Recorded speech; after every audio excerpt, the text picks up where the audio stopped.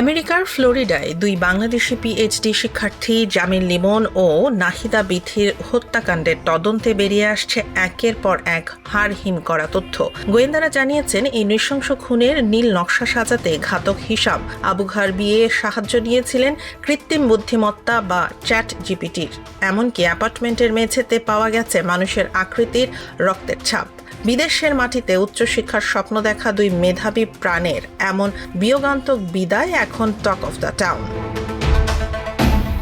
ফ্লোরিডার টাম্পা বে এলাকার এই ডাবল মার্ডার কেসে এখন প্রধান আলোচনার বিষয় হয়ে দাঁড়িয়েছে ঘাতকের ডিজিটাল ফুটপ্রিন্ট। আদালতের নথিতে দেখা যায়, খুনের অন্তত 3 দিন আগে থেকে হিসাম চ্যাট জিপিটির কাছে লাশ গুমের উপায় খুঁজছিলেন। 13 এপ্রিল তিনি প্রশ্ন করেন, কাউকে কালো প্লাস্টিকের ব্যাগে ভরে ডাম্প স্টারে ফেলে দিলে কি হয়?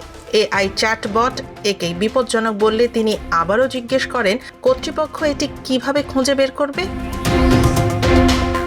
তদন্তকারীরা লিমনের অ্যাপার্টমেন্টে লুমিনল পরীক্ষা চালিয়ে শিউরে ওঠার মতো দৃশ্য দেখতে পান। প্রবেশদ্বার থেকে শুরু করে হিসামের শোবার ঘর পর্যন্ত ছোপ ছোপ রক্তের দাগ পাওয়া গেছে।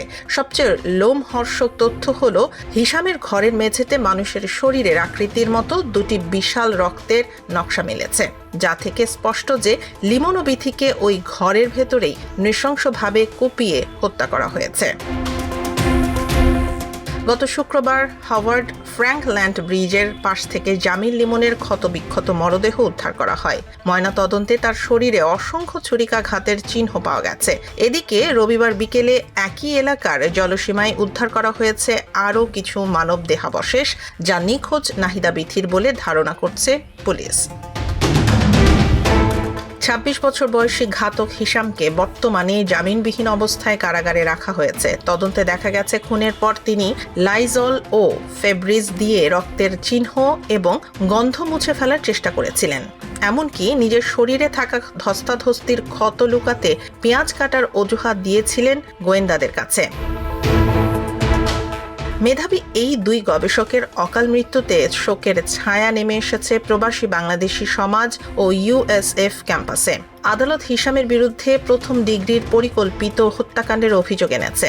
পরবর্তী শুনানিতে এই নৃশংসতার আরও ভয়ঙ্কর তথ্য বেরিয়ে আসবে বলে ধারণা করা হচ্ছে।